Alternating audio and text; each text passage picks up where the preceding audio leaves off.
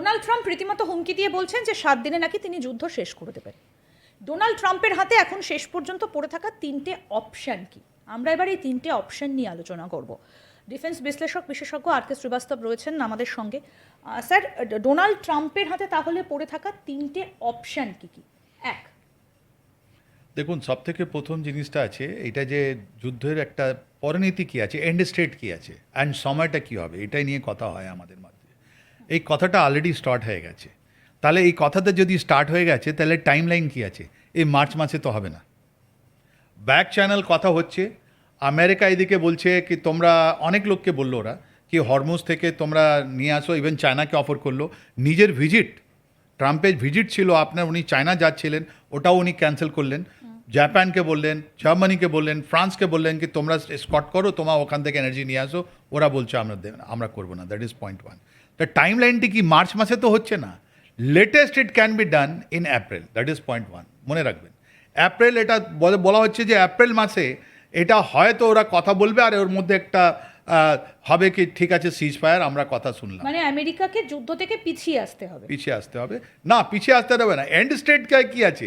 And স্টেটের মধ্যে দুজনই বলবে, একদিকে ইনি বলবেন আমি তো সব ধ্বংস করে দিলাম, ওদের যতগুলো লিডারশিপ ছিল আমি মেরে মেরে ধ্বংস করে দিলাম, ওদের যতগুলো মিসাইল লঞ্চার ছিল, ওদের যতগুলো নিউক্লিয়ার জিনিস ছিল, ওদের যতগুলো ইনস্টলেশন যেখান থেকে গ্যাস ছিল সব তো বন্ধ করে দিলাম, আমাদের কাছে কিছু নাই, আমি জিতে গেলাম। That is Trump.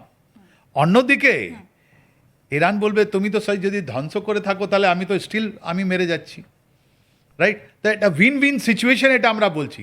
দুজনই ক্রিয়েট করবে। এপ্রিল মাস থেকে আপনি দেখবেন মার্চের লাস্টের দিক থেকে স্টার্ট হবে এটা, অ্যান্ড এপ্রিল গিয়ে দুদিকেই ওরা বলবে আমিও জিতলাম। That is point one. এটা আপনি জেনে রাখেন, টাইম অ্যান্ড ইন স্টেট, এটা যদি দেখেন, that is point one. Point two, আপনি আজকে দেখুন কি মানে এই যে ইরান কি অ্যাচিভ করেছে আপনার। ইরান কিন্তু এখন কথা হচ্ছে আমেরিকা যদি সিজফায়ারের যায় তাহলে কোথাও গিয়ে রাশিয়া এবং চায়না আমেরিকাকে দুর্বল ভাবতে শুরু করবে না তো? ভেরি নাইস, অলরেডি দুর্বল হয়ে গেছে আপনার। আপনি দেখুন এই যে যুদ্ধ যেটা হচ্ছিল আপনার স্টেল টেকনোলজি নিয়ে হচ্ছিল, যতগুলো পাঠালো চায়না অ্যান্ড রাশিয়ার আপনি কথা বলছেন, চায়না পুরোপুরি ও স্টেল টেকনোলজি ডিকোড করে দিয়েছে। ওদের স্টেলথ মানে কি আপনি বুঝতে পারবেন না, আপনাদের রাডারে ধরা পড়বে না কি ওদের স্টেল টেকনোলজি, ওদের হাওয়াই জাহাজটা কোত্থেকে যাচ্ছে। আপনি নিজে দেখলেন কি ওদের যা বম্বারগুলো চালাতে পারছে না, নাম্বার ওয়ান। নাম্বার টু, আপনি দেখলেন ওদের যে মিডিয়ার রিফুলিং, কেন মিডিয়ার রিফুলিংটা ওখানে তেহরানের মধ্যে ভেঙে পড়লো। তৃতীয়, আপনি কি দেখছেন, আপনি দেখলেন কুয়েতের মধ্যে AF-20 AF-15 3টে 4টে ওটা ধ্বংস হয়ে গেল। তার মানে ওরা হ্যাকিং করে নিয়েছে। তার মানে ইরান যাকে আপনার চায়না সাপোর্ট করছে বা রাশিয়া সাপোর্ট করছে, ক্রিটিক্যাল টেকনোলজিগুলো ট্রান্সফার করেছে, যার মধ্যে আমেরিকা যতগুলো মডার্ন টেকনোলজি ছিল ওটা এটা কাজ করছে না। That is point one. Point two, আজকে ওদের ইউএসএস কোথায় আছে বলুন তো, লিঙ্কন কোথায়, আর রাডারে ধরা পড়ছে না। আর রাডার ধরা পড়ছে না, মানে ওরা 8বার ওদের উপরে মিসাইল হামলা হয়েছে, আর ওর মধ্যে অনেক ক্ষতি হয়েছে ওদের। এটা আমেরিকা বলতে পারছে না, তাই জন্য ওরা ওমান থেকেও পিছনে নিয়ে গেছে, রাইট? কি আর ইসরায়েলে যেটা মিসাইলগুলো আছে আসলে একটু টাইম লাগবে, আমরা ওটা ইন্টারসেপ্ট করতে পারবো। তার মানে ওর উপরে যতগুলো সামরিক বিমান ছিল ওইটা আপনার যদি ইরানের উপরে হামলা করতে যায় তাহলে মিডিয়া রিফুলিং, তাই জন্য মিডিয়া রিফুলিং যেটা ধ্বংস হলো, যেটা আপনার পড়ে গেল তেহরানের উপরে, 6 জন লোক মারা গেল ওখানে আমেরিকান সোলজার, রাইট? ওটা আপনার পুরোপুরি ডিকোডিং হয়ে গেছে। তার মানে আর আমেরিকার কাছে আর কিছু নেই। আর ওদের ফোর্ড, ইউএসএস ফোর্ড যেটা আপনার লোহিত সাগরে আছে, ওর উপরে আগুন লেগেছে, অনেকগুলো লোক নিহত হয়েছেন বা ইনজার্ড হয়েছেন। ওরা বলছে না, আমরাও বলতে পারছি না, তবে ওরাও আসতে পারছে না কেন? তার মানে আকাশে যেটা যুদ্ধ হচ্ছিল ওটা ফেলিয়ার, যেটা পানি জাহাজে, তার মানে ওদের কোনো হরমুজে কোনো জায়গায় জাহাজ দিতে যাচ্ছে না। ওরা জানে যে আমাদেরকে ইরান মারবে, তাহলে ওটা ওখানেও ফেলিয়ার। এখন কি বলছে, আমরা ওখানে মারিনস পাঠাবো 2500, আর নিমিজ আসছে আমাদের। তাহলে বুটস অন গ্রাউন্ড যদি থাকে, ওটা ট্রাম্প করবেন না, এটা স্পষ্ট বলে দিচ্ছি। ওনার অপশন ট্রাম্পের হাতে পড়ে থাকা যে 3টে অপশন আমরা আলোচনা করছিলাম, প্রথমটা হচ্ছে সিজফায়ারের পথে ডোনাল্ড ট্রাম্পকে হাঁটতে হতে পারে, অর্থাৎ যুদ্ধ ছেড়ে দিতে হতে পারে। এবার আসছি পয়েন্ট নাম্বার 2। দেখুন, এইটা ডিউরেশনটা কবে, স্ট্যামিনা এটা আমরা বলি, যুদ্ধ করার ক্ষমতাটা কী আছে এখন অ্যাট দ্য মোমেন্ট, যখন আমি আপনার সঙ্গে আজকে যে কথা বলছি, এর মধ্যে টেম্পো অ্যান্ড স্ট্যামিনা আমার কত দম আছে। এটা টেম্পোটা একটু স্লো হয়ে গেছে, কেন যে আমেরিকান অ্যাসেটসগুলো যত ছিল, আমেরিকান বেসেসগুলো 27খানা বেস, এই 10টা খাড়ি দেশ যেটা আরব দেশ ছিল সবগুলো নষ্ট করে দিয়েছে। সব নষ্ট করে দিল, রাইট, সব নষ্ট করে দিল। তাহলে কি এবার আফগানিস্তানের মতো সেনা পাঠাবে America? Boots on ground, right. এই বুটস অন গ্রাউন্ড ওরা কি বলছে?